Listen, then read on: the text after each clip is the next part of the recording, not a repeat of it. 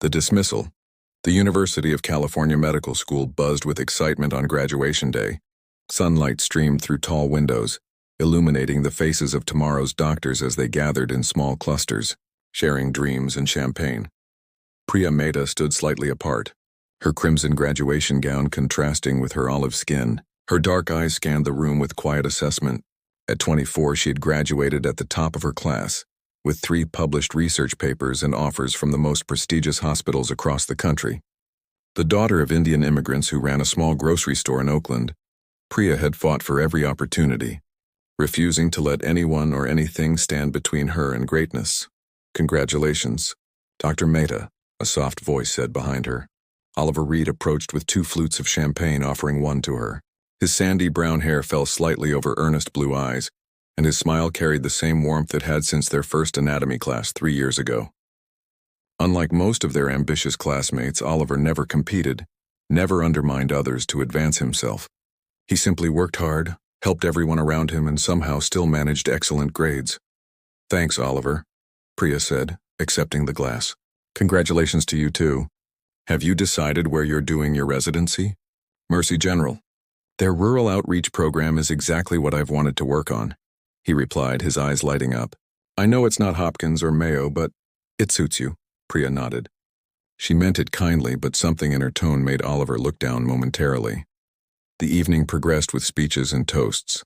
As the celebration began winding down, Oliver found Priya alone on the balcony, staring at the San Francisco skyline with determination in her eyes. "Beautiful view," he said, joining her at the railing. "It is," she agreed, "but I won't be seeing it much longer. I've accepted the cardiology fellowship at Massachusetts General." "That's fantastic. Priya, you deserve it." The silence that followed was filled with unspoken words, until Oliver finally gathered his courage. "Priya, before we all go our separate ways, I've wanted to tell you something for a long time." His voice was steady despite his racing heart. "These past 3 years working alongside you, I've come to admire you more than anyone I've ever known. You're brilliant, dedicated, and you inspire me to be better. I think I've fallen in love with you." The words hung in the air between them. Priya's expression softened momentarily, then hardened into something more resolute. "Oliver," she began carefully, "you're one of the kindest people I've ever met. You're going to be a wonderful doctor." "But," he prompted, already feeling the weight of her coming rejection. "But I've worked too hard to settle for an unremarkable life. I need someone whose ambitions match mine, someone extraordinary." She looked at him directly. "You're content with a small-town practice, with being good enough. I need someone who wants to be exceptional." Oliver absorbed her words like physical blows. "I see," he said quietly. "I'm sorry if that sounds harsh," Priya added, her voice gentler. "You deserve someone who appreciates your goodness." "No, I understand," he replied, forcing a smile. "We want different things." They stood in silence for a moment longer before Oliver stepped away. "I wish you all the success you're looking for, Priya.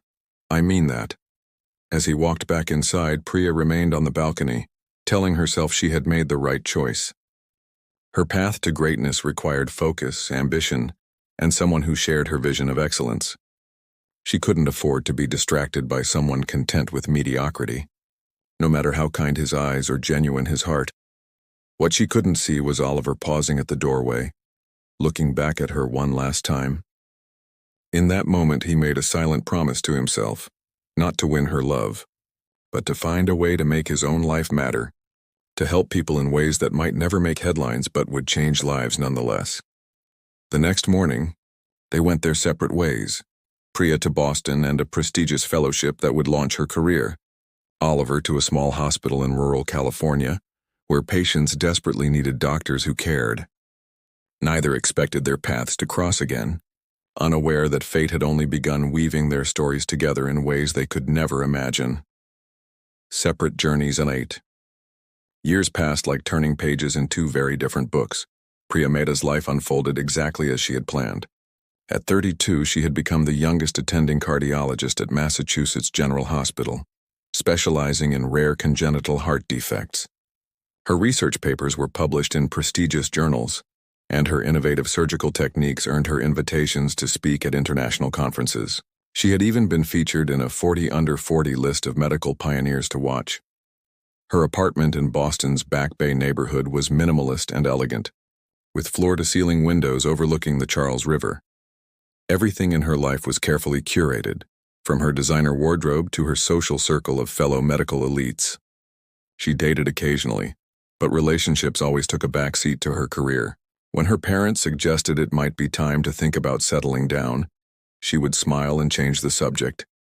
Yet for all her success, something felt hollow. The higher she climbed, the thinner the air became. Colleagues who had once been friends became competitors.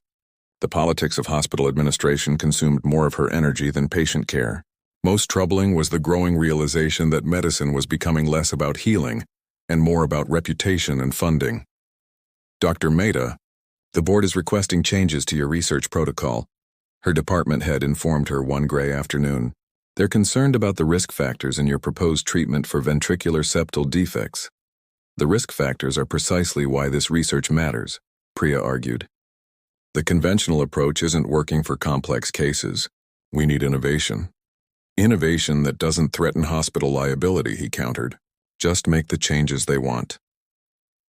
That evening, staring at her reflection in the bathroom mirror, Priya wondered when she had become so tired.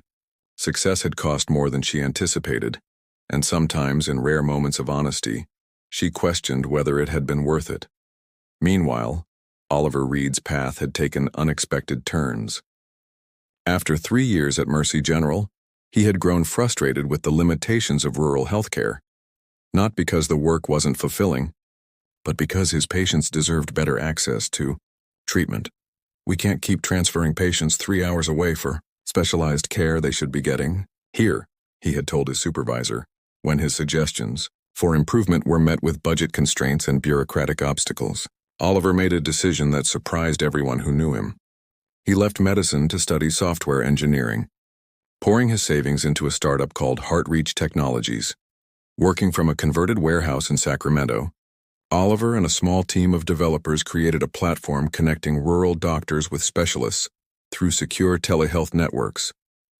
They designed portable diagnostic tools that could be operated by nurses in remote locations, with results interpreted in real time by experts hundreds of miles away. You're building bridges where there were walls, said Tanvi Sharma, his business partner and lead developer. But we're still struggling to get investors who understand our vision. Oliver smiled, pushing back his now slightly graying hair. Then we'll bootstrap it longer. Every day we wait is another day someone doesn't get the care they need. By the 8th year, HeartReach had grown from a struggling startup to a respected healthcare innovation company serving rural communities across 3 states. Oliver lived modestly in a small apartment above the company office, reinvesting most profits back into research and development. He dated occasionally, but never found anyone who understood his passion for healthcare accessibility. He rarely thought about Priya anymore, except when he saw medical journal articles with her name. Each time he would feel a momentary pang of what might have been, followed by genuine happiness for her success. He had long since made peace with her rejection, understanding that they had simply valued different things. What neither of them realized was how their separate journeys were about to converge in ways neither could have anticipated. In Boston, Priya's career faced its first major crisis. A high-profile patient, the daughter of a state senator, developed complications after a procedure Priya had recommended. Though she had followed every protocol perfectly, the hospital administration began distancing themselves, subtly suggesting that Priya's innovative approach might have been too aggressive. "They're making you a scapegoat," Dr. James Harrison, her mentor, warned during a private lunch. "Be careful, Priya. The board is more concerned with politics than medicine right now." That same week, Priya began experiencing unusual symptoms herself: shortness of breath, palpitations, and unexplained fatigue. As a cardiologist, she recognized the warning signs but dismissed them as stress-related. She had patients who needed her. Her own health could wait. In Sacramento, Oliver was preparing for HeartReach's biggest expansion yet, a partnership with a major hospital network that would bring their technology to 5 more states. The contract would require significant investment up front, but could transform rural healthcare across the country. "This is everything we've worked for," Tanvi said, reviewing the final contract terms. But we'll need to leverage almost everything we have. It's worth the risk, Oliver replied confidently. This is how we scale our impact. Neither Priya nor Oliver could have known that as autumn leaves began to fall across the country, a cruel twist of fate was about to rewrite both their stories. In Boston, Priya finally collapsed during hospital rounds, her own heart revealing a condition that her brilliant mind had refused to acknowledge. In Sacramento, Oliver received an unexpected email from Dr. Harrison, a name from the past that would soon alter his carefully laid plans. Two separate journeys were about to intersect, revealing that success and failure, strength and weakness, were perhaps more complicated than either of them had ever imagined. The diagnosis, the fluorescent lights of Massachusetts, General's cardiac care unit cast an unforgiving glow over Priya's face as she stared at her own echocardiogram, displayed on the monitor. The irony wasn't lost on her, the cardiologist becoming the cardiac patient, examining her own failing heart. Arrhythmogenic right ventricular cardiomyopathy, Dr. Eleanor Wilson said gently, her British accent softening the clinical harshness of the diagnosis. It's an uncommon variant with progressive myocardial replacement by fibro-fatty tissue. I know what ARVC is, Eleanor, Priya replied, her voice steadier than she felt. I've treated it in others. The prognosis is typically poor without intervention. Dr. Wilson nodded, pulling up additional test results. Your case is particularly aggressive. The right ventricle shows significant dilation and dysfunction. We're also seeing early involvement of the left ventricle, which is concerning. Priya's medical mind processed the information clinically, while the human part of her struggled to accept that the same heart she had spent years studying in others was now betraying her. At 32, she was facing a condition that typically struck later in life. What's the recommended course of treatment? She asked, though she already knew the answer. Given the severity and progression rate, you need a heart transplant, Dr. Wilson replied. In the meantime, we'll manage with medication and an implantable cardioverter defibrillator to prevent sudden cardiac arrest. Priya closed her eyes briefly. And my position on the transplant list? Dr. Wilson hesitated. Your blood type is rare, and finding a suitable donor match will be challenging. There's also the matter of your current professional situation. The professional situation was a diplomatic reference to the growing controversy surrounding Priya's career. Following the complications with the senator's daughter, an internal review had been launched into several of her past cases. Though no actual malpractice had occurred, the hospital administration had placed her on administrative leave pending investigation. So I'm a pariah professionally and a complicated case medically, Priya summarized with bitter humor. Perfect. Later that evening, alone in her apartment, Priya methodically researched her own condition, reviewing experimental treatments and alternative approaches.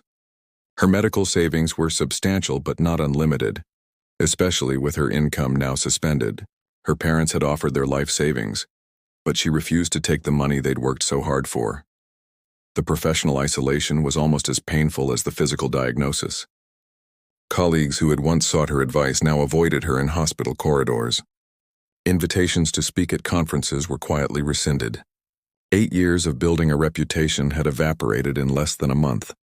Desperate for any solution, Priya stumbled across a research paper about an experimental stem cell therapy for ARVC patients developed by a cardiac research team in Switzerland. The treatment showed promising results in cases similar to hers, potentially regenerating damaged heart tissue without requiring a full transplant. But the treatment was expensive, nearly $2 million, and not covered by insurance due to its experimental nature. Priya's phone rang, disrupting her research. It was Dr. James Harrison, one of the few colleagues who had stood by her through the controversy. Priya, how are you holding up? His voice carried genuine concern. I'm exploring options, she replied, unwilling to admit how dire her situation felt. Listen, I've been making some calls. There's an experimental treatment in Zurich that might...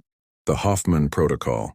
I've been reading about it, Priya interrupted, but it's financially impossible for me right now, especially with the administrative leave. There was a pause on the line.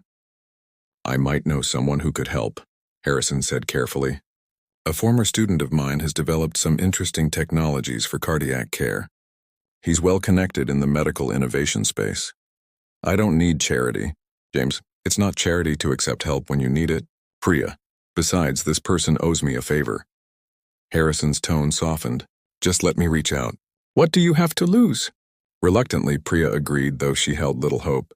As she hung up, she caught her reflection in the window. Pale, tired, a shadow of the confident doctor she had been just months ago. For the first time since medical school, she allowed herself to cry, the tears falling silently as she faced the possibility that all her careful planning and ambition might end here, undone by the very organ she had dedicated her life to understanding. 3,000 miles away in Sacramento, Oliver Reed sat in his office reviewing quarterly projections when an email notification appeared on his screen. The sender's name, Dr. James Harrison, triggered a flood of memories from medical school. Opening it immediately, he scanned the contents, his expression growing increasingly serious. Oliver, I hope this message finds you well. I've followed your success with HeartReach Technologies with great admiration. Your work connecting rural patients with specialized care is exactly the kind of innovation medicine needs. I'm writing about a former student who needs help that I believe you're uniquely positioned to provide. The email went on to detail Priya's condition, her professional challenges, and the experimental treatment in Switzerland that remained her best hope. Harrison had carefully omitted Priya's name, referring to her only as a brilliant cardiologist facing both health and professional crises. Oliver read the email twice, then opened his browser to research the Hoffman protocol. The treatment was indeed groundbreaking, using genetically modified stem cells to regenerate cardiac tissue. The clinical trials showed promising results, particularly for patients under 40 with Priya's specific condition. Tanvi knocked on his open door. Contract meeting in 5 minutes, she reminded him. The hospital network executives are waiting in the conference room. I'll be right there, Oliver replied, his mind already calculating numbers, the cost of the treatment, the company's available funds, the expansion plans that had been years in the making. He glanced at the framed mission statement on his wall. Bringing exceptional care to ordinary places, the words that had guided HeartReach from the beginning, now seemed to take on new meaning. Without yet knowing that the unnamed, brilliant cardiologist was Priya, Oliver made a decision that would alter both their futures. He closed the email, took a deep breath, and headed to the conference room, already formulating a plan that would sacrifice his company's expansion to save a stranger's life. In Boston, Priya fell into a restless sleep, unaware that help was already being set in motion by someone she had once deemed too unremarkable to love. The silent guardian, the Zurich Cardiac Institute, stood like a gleaming sentinel against the backdrop of the Swiss Alps, its glass and steel architecture reflecting both clouds and mountains. Inside, Dr. Erika Hoffman adjusted her wire-rimmed glasses as she reviewed Priya's latest test results. The initial response to the stem cell therapy is promising, she explained in precise English. The fibrofatty infiltration has slowed significantly, and we're seeing early signs of myocardial regeneration. Priya lay in the hospital bed, connected to monitoring equipment that tracked every beat of her compromised heart. 3 weeks into the experimental treatment, she was beginning to feel cautious hope, not just for survival, but for a return to the career she loved. When can I return to Boston? She asked. Not for at least another 2 months, Dr. Hoffman replied firmly. This protocol requires careful monitoring, and we need to complete the full course of stem cell injections. Priya nodded, gazing out the window at the mountains. She still couldn't quite believe she was here. 2 months ago, the treatment had seemed an impossible dream, far beyond her financial reach even after liquidating most of her assets. Then, inexplicably, Dr. Harrison had called with news that changed everything. The treatment has been arranged, he had told her. A medical innovation foundation has selected your case for their funding program. Which foundation? Priya had asked, suspicious of such unexpected generosity. They prefer to remain anonymous, Harrison replied. Their focus is advancing cardiac care through supporting promising treatments. Your case matches their mission perfectly. Despite her skepticism, Priya had no choice but to accept. Within days, she was on a flight to Switzerland, all expenses covered with guaranteed aftercare support for a full year. What she didn't know, what Harrison had promised not to reveal, was that there was no foundation. There was only Oliver Reed, who had made the single largest financial decision of his life the day after receiving that email. In Sacramento, The consequences of that decision were becoming increasingly apparent. Oliver sat with his financial team in the company's conference room, surrounded by spreadsheets and projections. "The numbers don't lie, Oliver," said Marcus Wells, Heartreach's CFO. "Postponing the 5-state expansion has cost us significant market advantage. Our competitors are moving into those territories now." "I understand," Oliver replied calmly, "but the research allocation was necessary." What his team believed was that Oliver had diverted the expansion funds into an urgent research initiative, a story that wasn't entirely false. The $2.3 million that now funded Priya's treatment, travel and aftercare had indeed gone to cardiac research, just not the kind his company would benefit from directly. "We need to be realistic about the impact," Tanvi added, concern evident in her voice.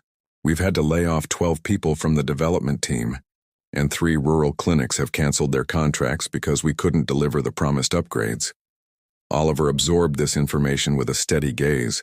Though each word felt like a personal failure, the expansion would have brought Heartreach's technology to over 200 rural communities. Now those people would wait indefinitely for better care.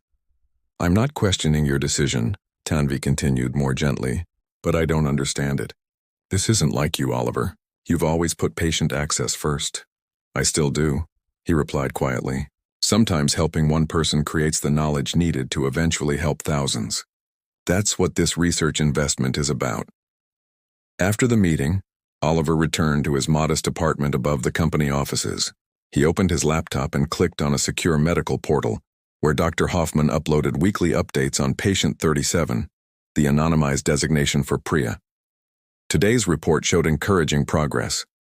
Cardiac function improving by 12%, no adverse reactions to the latest stem cell injection. He smiled. Despite the weight of his company's financial struggles, he had never told Harrison exactly how he was funding the treatment, and Harrison had kept his word not to reveal Oliver's identity to Priya. As far as she knew, she had been selected by an anonymous medical foundation. Oliver had no interest in recognition or gratitude. The decision had never been about rekindling what might have been between them.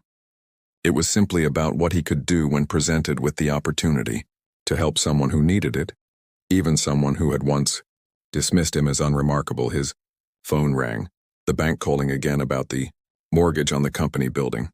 Another difficult conversation awaited. Another explanation for why this month's payment would be late. Oliver took a deep breath and answered, his voice betraying none of the strain he felt. Meanwhile in Zurich, Priya's recovery continued steadily. The treatment was working better than even Dr. Hoffman had anticipated, her damaged heart responding remarkably to the stem cell therapy. During physical therapy sessions, Priya pushed herself harder than recommended, determined to return to her former strength. "You must be patient," her physical therapist Stefan cautioned. "The heart muscle needs time to heal properly." "Time isn't a luxury I have," Priya replied, increasing her pace on the treadmill. "I need to get back to work, to rebuild what I've lost." In quieter moments, usually late at night when the hospital fell silent, Priya found herself reflecting on the strange turn her life had taken. The Anonymous Foundation's generosity had humbled her in ways she hadn't expected. For someone who had always prided herself on self-sufficiency, accepting help of this magnitude was a difficult lesson. "Your blood work shows continued improvement," Dr. Hoffman told her during morning rounds. "At this rate, you could potentially return to work within 4 months, though I'd recommend a gradual reintegration." "Any chance of accelerating that timeline?" Priya asked. Dr. Hoffman studied her with knowing eyes. "You were given a second chance at life. Dr. Mehta, perhaps rushing back to the same patterns that contributed to your condition isn't the wisest course." The comment stung, because it contained truth Priya wasn't ready to acknowledge. Her single-minded pursuit of professional excellence had led her to ignore early symptoms, to push through exhaustion, to sacrifice relationships for achievement. Now, lying in a hospital bed thousands of miles from home, she wondered if success meant something different than she had always believed. One afternoon, while browsing medical journals on her tablet, Priya came across an article about innovations in rural healthcare delivery. The accompanying photo showed a small team standing before a banner reading, "Heartreach Technologies." Something about the tallest figure in the group, sandy hair now threaded with gray, familiar blue eyes, caught her attention. "Oliver?" she whispered, enlarging the image. The article detailed HeartReach's mission to bring specialized cardiac care to underserved communities through telecommunications and portable diagnostic equipment. The company had apparently been making significant strides until recent financial setbacks had forced them to scale back operations. Priya found herself reading every word of the article twice, then searching for more information about HeartReach and its founder.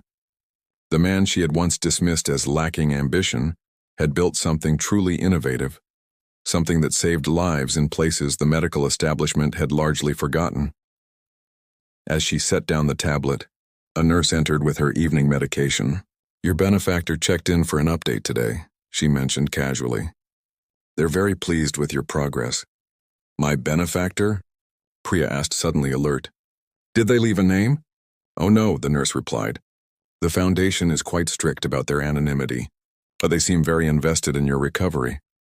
That night, Priya lay awake, her mind connecting dots she had previously missed. The timing of the funding, Dr. Harrison's involvement, the medical foundation that no one would name, and now discovering Oliver's company was facing financial difficulties. Could it be possible? The thought seemed simultaneously absurd and the only explanation that made sense. Why would Oliver help her after how she had treated him? And if it was him, at what cost to his own dreams? In Sacramento, Oliver sat alone on his small balcony, watching the sunset and calculating how much longer HeartReach could operate with their diminished resources. Despite everything, he felt no regret. In his mind, it had been a simple equation, Priya's life against a delayed expansion. When framed that way, there had never really been a choice to make. His phone lit up with a text from Dr. Harrison. "Patient responding exceptionally well. You made the right call." Oliver smiled, typing back a simple reply. That's all that matters. What he didn't know was that Priya had begun her own investigation, determined to discover the truth about her mysterious benefactor before she left Switzerland. The answer would soon bridge the distance that 8 years and 3,000 miles had placed between them, forcing both to confront what truly made a life extraordinary. Worth redefined Boston's autumn painted the city in fiery hues as Priya stood before the mirror in her apartment, adjusting the collar of her blouse. 4 months had passed since her return from Switzerland, and though the physical scars from her treatment had faded, the experience had left deeper, invisible marks on her soul. She picked up her phone, reading the email one more time. "Dr. Mehta, the board has completed its review and is pleased to offer you reinstatement at Massachusetts General, effective immediately. Your innovative approach to the Senator Williams case has been fully vindicated by the peer review committee. We hope you will consider returning to your position. Sincerely, Dr. Richard Montgomery, Chief of Cardiology." The vindication had come too late to feel like victory. During her months of recovery, Priya had gained perspective that changed how she viewed her former ambitions. The hospital that had once been quick to distance itself from her now wanted to capitalize on the papers she had published about her own treatment, a remarkable case study in cardiac regeneration. She slipped the phone into her purse and gathered her travel documents. Today wasn't about Massachusetts General or her reinstated position. Today was about a journey she had postponed for too long. At Logan International Airport, she boarded a flight to Sacramento with a single carry-on bag and a heart full of questions. Her investigation in Switzerland had yielded results that both confirmed her suspicions and left her stunned. There had been no medical foundation, only a single benefactor who had never intended for her to discover his identity.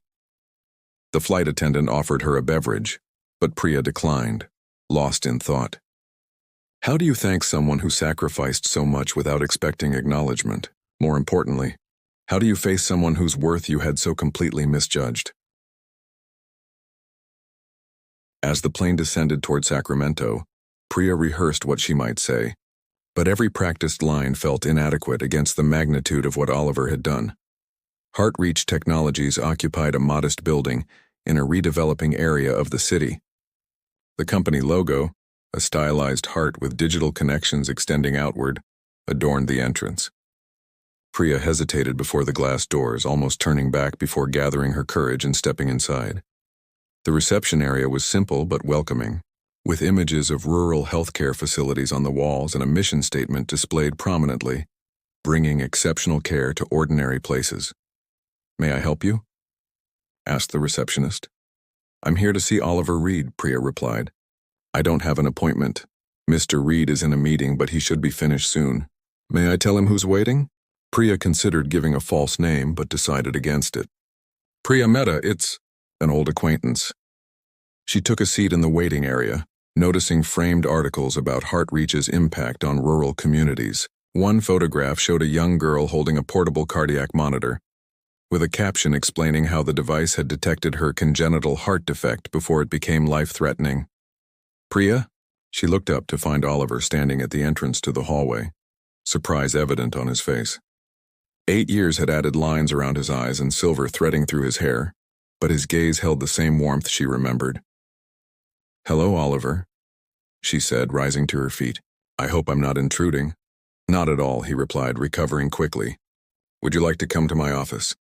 She followed him down a corridor lined with workstations where engineers and developers were engaged in animated discussions. Oliver's office was modest, a desk, a small conference table, and walls covered with maps showing HeartReach's deployment locations. Please sit down, he offered, closing the door. This is unexpected. I imagine it is, Priya agreed, remaining standing, especially since I wasn't supposed to know who funded my treatment in Switzerland. Oliver's expression changed almost imperceptibly.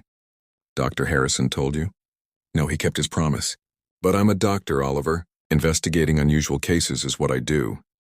She stepped closer to the wall map. Your company has helped a lot of people. We try, he replied simply, though we've had to scale back recently. Because of me, Priya said, turning to face him directly. Because you diverted over $2 million to save someone who once told you that you weren't extraordinary enough for her. The silence that followed held 8 years of unspoken words. Oliver moved to the window, looking out at the city before responding. It wasn't about what happened in medical school, Priya. You needed help, and I was in a position to provide it. At tremendous cost to yourself and your company, she countered. You had to lay off employees, delay expansion plans, mortgage this building. Why would you do that for someone who dismissed you so easily?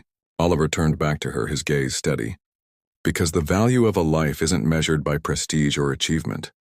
It's measured by potential, what that person might yet contribute to the world. Your potential was worth the investment. The clinical rationalization surprised her. So it was a business decision? A slight smile crossed his face. Would it be easier for you if it was? The question disarmed her prepared responses, leaving only raw honesty. I came here to thank you, but now I realize that doesn't begin to cover what I owe you. You don't owe me anything, Priya. The treatment worked, that's enough. She shook her head. It's not enough. Not for me. She reached into her purse and removed a thick envelope. This is a check for the full amount of the treatment plus interest. My reinstatement at Mass General came with a settlement for wrongful administrative leave.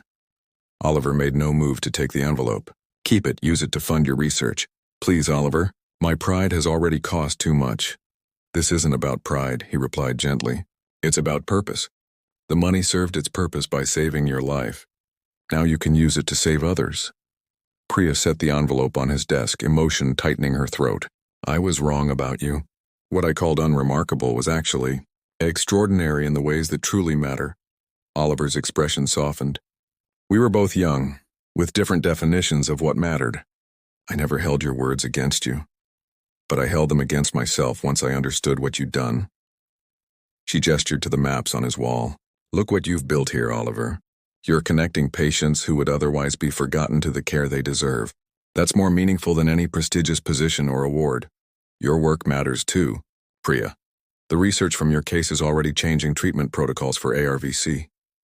She nodded, acknowledging the truth in his words. I've been offered my position back at Mass General. Congratulations, he said sincerely. You deserve it.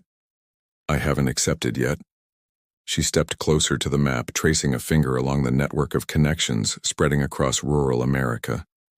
I've been thinking about a different direction. Oliver raised an eyebrow questioningly.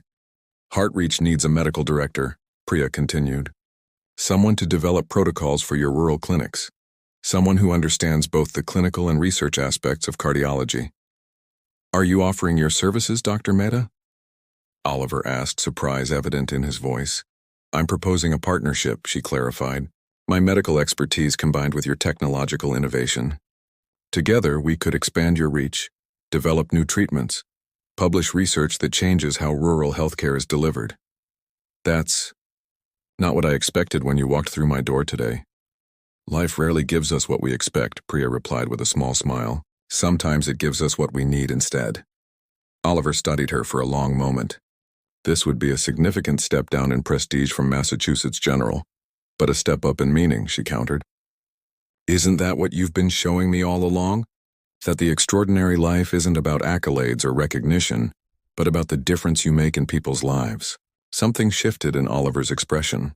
A recognition that this wasn't merely gratitude or obligation motivating her offer, but genuine evolution in how she defined success and purpose. The position doesn't pay what you're accustomed to, he warned. I have a settlement check that no one will accept, she reminded him with a touch of humor. Consider it my investment in Heartreach's future. Outside the office windows, the California sunset painted the sky in brilliant oranges and pinks.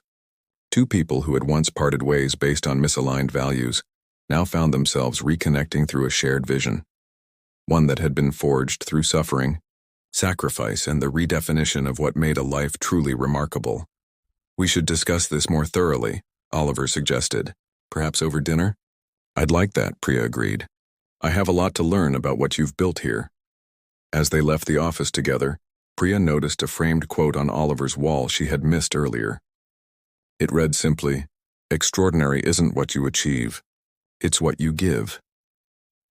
The words resonated with a truth she had learned at tremendous cost, that the measure of a person lies not in their accomplishments or ambitions, but in their capacity for compassion, their willingness to sacrifice for others, and their courage to redefine success when life demands it. Outside, the first stars appeared in the darkening sky, witnesses to a new beginning, between two people who had traveled separate paths only to discover they had been heading toward the same destination all along, a place where ordinary and extraordinary lost their old meanings and took on new ones, defined not by the world's assessment but by the quiet truth of a heart willing to give without expectation of return.